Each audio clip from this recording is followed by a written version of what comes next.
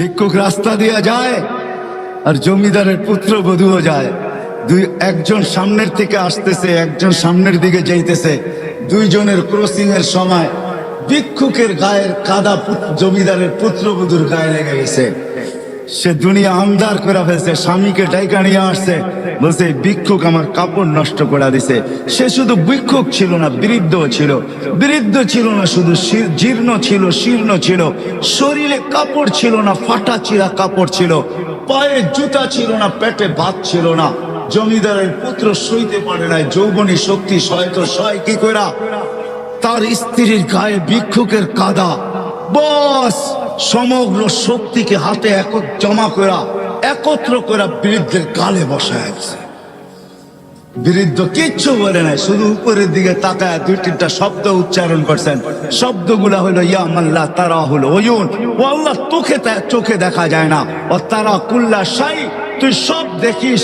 ফারা তারা মা বি, তুই কি দেখিস না আমার সাথে কি ঘটতেছে, এটা কি দেখিস না? বলতে দেরি যুবক, মরতে দেরি হয় না। জমিদার চলে আসছে, প্রতিশোধ নিবে। বৃদ্ধের একদিকে মুস্কি হাসি, একদিকে বলতেছে প্রেমের খেলা এমনই হয়। জিজ্ঞাসা করছে কিসের প্রেমের খেলা রে? বলছে ওর প্রেমিকার গায়ে আমার কাদা লাগছে, পায়ের কাদা লাগছে, ও সইতে পারে নাই। যৌবনী শক্তি দিয়ে আমার বৃদ্ধ গালে বসায় দিছে। আমাকেও একজন ভালোবাসে, সেও সইতে পারে না, সেও সইতে পারে না। ও তো থাপ্পড় দিয়া খেলতো, সে জান নিয়ে নিছে, জান। কিয়ামতের দিন আধিপত্য হবে গরিবের হাতে। কিয়ামতের মাঠের সর্দার গরিব, কিয়ামতের মাঠের আধিপত্যওয়ালা গরিব, কিয়ামতের মাঠের রংবাজ গরিব। যত শব্দ দুনিয়াতে আছে আধিপত্যের জন্য, সব ওর লোকে ফিট করতে পারেন।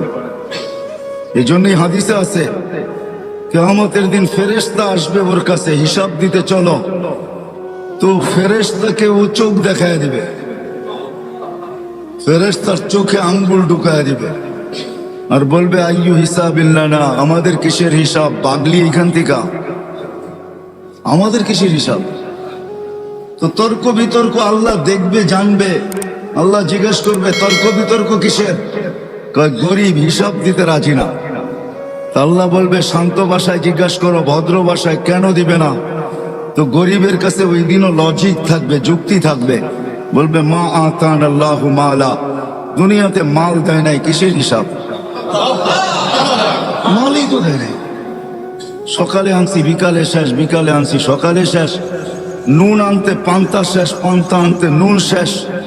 1 তারিখে পাইছি, 20-25 তারিখে শেষ। মালই নেই, কি হিসাব? আল্লাহ স্বীকারোক্তি দিবেন, গরিবদের পক্ষে আল্লাহ যাবে আর বলবে সাদাকু, এরা সত্য বলছে, মাল দেয় নাই। দুনিয়ার জোট কোনো জোট না, জোট তো হবে কিয়ামতের দিন। অমতাজুল ইয়াউমা আইয়ুহাল মুজরিমুন, এটাই আল্লাহ বুঝাইতেছেন, কিয়ামতের দিন জোট হবে, জোট। অমতাজুল ইয়াউমা আইয়ুহাল মুজরিমুন, ওই দিন জোট হবে, জোট। জোট বোঝেন? ঐক্য, জোট। ওই দিন হবে জোট, গরিবরা জোটবদ্ধ হবে, স্লোগান দিবে, বলবে আল্লাহ যখন বলবে সত্য বলছে, তখন বলবে আইয়ু হিসাবিল্লানা মা আতানা আল্লাহু মালা লিমাযা তুহাসসিরুন ওয়া তাতাআখারুন। কেন তোমরা আমাদেরকে ঘিরা রাখছো আর আমাদেরকে দেরি বা কেন করাইতেছো? মাল তো দেয় নাই আল্লাহ, আল্লাহ তো বললো সত্য, মাল দেয় নাই, তো কেন আমাদেরকে বাধা দিয়া রাখছো? স্লোগান এটা চলবে। তো আল্লাহ বলবে আল্লাহ মাল নাকি দেন নাই? ফেরেশতারা বলবে মাল নাকি দেখ নাই? আল্লাহ বলবে সত্য। বলবে কি করব?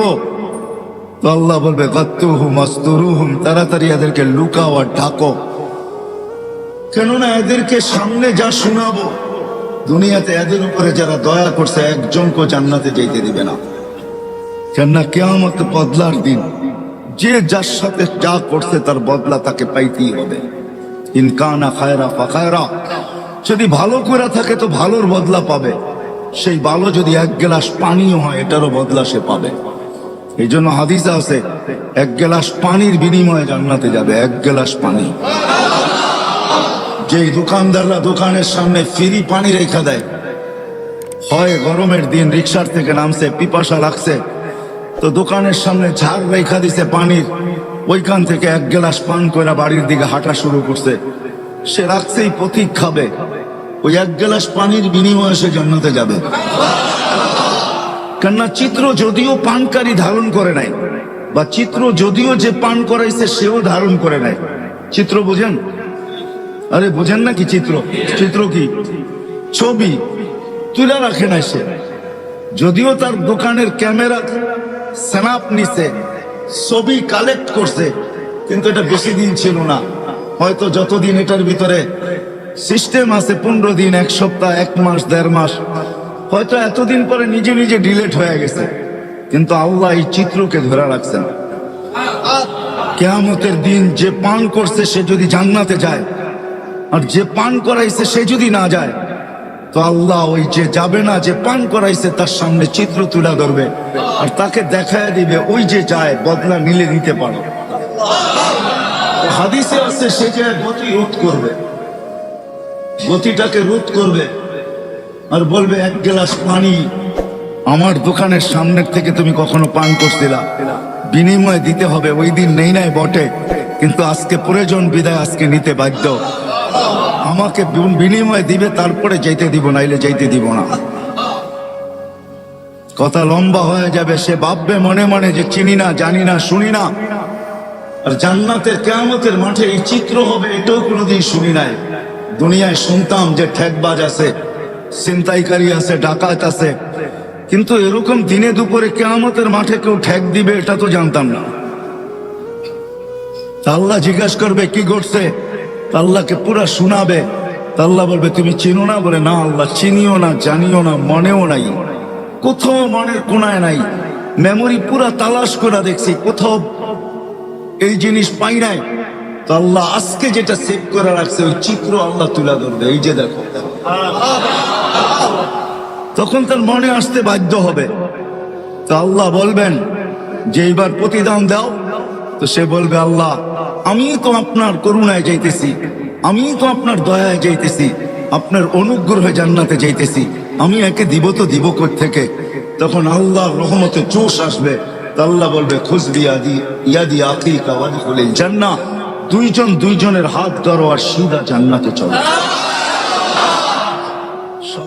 তুমি আল্লাহকে পাওয়ার জন্য যৌবন দিছি, তো ঘোষণা দিতেছেন তুমি আল্লাহকে যদি পায়া যাও, তো তোমার জন্য আমি আজকের থেকেই শাবুন নাশা ফি সাবআতুন ইয়াদিল্লুহুমুল্লাহু তাহতা দিল্লি ইয়াউমা দিল্লু শাবুন নাশা ফি ইবাদাতিল্লাহ।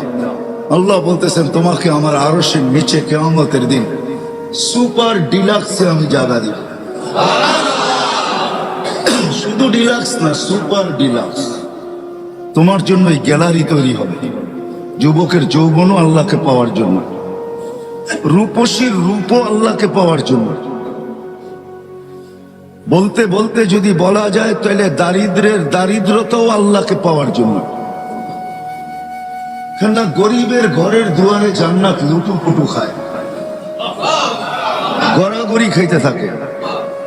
এই জন্য আল্লাহ রসুল বুঝাইছেন গরিব, বলছে হ্যাঁ গরিব, বলে কোনো চিন্তা নাই, আমিনু আলা রব্বিকুম সাল্লু খামসাকুম সুমু শাহরাকুম মুতু ওয়াদখুলু জান্নাতা রব্বিকুম। ঈমানটা বানাও, নামাজটা ঠিক করো, রোজাটা রাখো, মরতে দেরি, জান্নাতে যেতে দেরি হবে না। তারপরে পুরস্কার দিছেন। কেমন পুরস্কার? দুনিয়ার আধিপত্য হাজারো মানুষের হাতে, হাজারো শ্রেণীর হাতে। শ্রেণী বলা যায়, মানুষ না, হাজারো শ্রেণীর হাতে দুনিয়ার আধিপত্য। বাড়িওয়ালার ভাবি ভিন্ন, ঠিক না? কি বলেন? হ্যাঁ, যদিও খুদলে নিচে এখনো পানি পাওয়া যাবে কামরাঙ্গীর চরে। রাগ হয় না, কিন্তু বুঝানোর জন্য বলতেছি, পায়ে হাত রাখি। কেননা 30 হাত গভীর ছিল, এখানে 40 হাত গভীর ছিল। কামরাঙ্গীর চর যখন পড়তাম তো বর্ষার যুগে তো এই পুরাটা চরই আমাদের চোখের সামনে ভাসত। আজকের কথা বলতেছি না, সেই 86-র কথা বলতেছি। তো পুরাটা চরই তো চোখের সামনে ভাসত, ভাসমান। তো বাড়িওয়ালার ভাবি ভিন্ন, তো হাজারো শ্রেণীর হাতে এখন দুনিয়ার আধিপত্য, ঠিক না? মার্কেট আলা হলে তো কোনো কথাই নেই, ঠিক না? আমি আপনাদের এখানের একজন লোককে চিনি যে এখানের মার্কেটের মালিক। আপনাদের এখানে হবে না হয় কালীগঞ্জ হবে, মনে হয় এইখানেই হবে, কামরাঙ্গীর চরি। উনি আমেরিকাতে থাকে, এইখান থেকে টাকা যায়, ওইখানে বসে আরামে থাকেন, কিচ্ছু করেন না। জিজ্ঞাসা করলাম কিছু করেন না, কিভাবে চলেন? হুজুর চিন্তা করেন না, আমার মার্কেটের দোকান আছে তো 50-60টা দোকান আছে, যা বাড়া আসে ওটা দিয়ে আমার চলে যায়। যুবককে যৌবন দিছেন আল্লাহ পাওয়ার জন্য। যদি আল্লাহ পাওয়ার জন্য যৌবন না দিতেন তাহলে আল্লাহ এতগুলা পুরস্কার কোনোদিন ঘোষণা করতেন না। আল্লাহ যুবককে আগেই শোনায় দিয়েছেন, তোমার যৌবন আমাকে পাওয়ার জন্য। পাইলে কি হবে মালিক? তোমার জন্য এখন থেকেই আমি আরশের নিচে গ্যালারি বানাইতে শুরু করব। নর্মাল গ্যালারিরা, super deluxe gallery. Normal gallery না, স্টেডিয়ামে নর্মাল গ্যালারিও থাকে, আবার সুপার ডিলাক্সও থাকে। সুপার ডিলাক্স যেটা হয় ওটার ভিতরে চেয়ারও আলাদা, এসিও লাগানো থাকে, দেখতে অসুবিধা হইলে প্রজেক্টরও থাকে। কি বলেন, বুঝাইতে পারতেছি? দেখতে যদি কোনো যুবকের অসুবিধা হয় তো প্রজেক্টর থাকে। আবার ওটার ভিতরে খাওয়া দাওয়াও থাকে। একটু পর পর জিজ্ঞাস করে চা খাবেন, একটু পর পর জিজ্ঞাস করে পানি লাগবে, কেননা খাদেম থাকে তো, কেননা সুপার ডিলাক্স ওরকম টিকিট নিয়ে ঢুকছে বিদায়। ওটার ভিতরে সমস্ত ব্যবস্থা থাকে। কোথাও কোথাও এমনও থাকে যে কনভেন্স পর্যন্ত বাড়ির থেকে গাড়িতে নিয়ে যাবে, আবার গাড়িতে বাড়ি পৌঁছায় দিবে। আবার এদের জন্য সিকিউরিটিও থাকে, এদের গেটও ভিন্ন থাকে। এরা সাধারণ গেট দিয়ে ঢোকে না, এদের জন্য গেটই ভিন্ন। সব কিছুর ভিতরে পার্থক্যতা থাকে। তো যুবককে যে যৌবন দিছেন এটা আল্লাহকে পাওয়ার জন্য দিছেন। এই জন্য আল্লাহ ঘোষণা দিছেন, যুবক যৌবন আমাকে পাওয়ার জন্য, নাইলে তোমাকে আমি যৌবন দিতাম না। আমরা ভাবি যৌবন মনে হয় অন্য কাজের জন্য দিছেন। না না না না, বাহিরের লাউড স্পিকার খোলা বিদায় এত কথা ইঙ্গিতে এত কথা বুঝানো যাবে না, নাইলে চোখে আঙ্গুল দিয়েও বুঝানো যেত। যৌবন আল্লাহ এই জন্য দেন নাই যেই জন্য আমরা ভাবি। যুবকরা যেটা ভাবে এই জন্য যৌবন দেন নাই।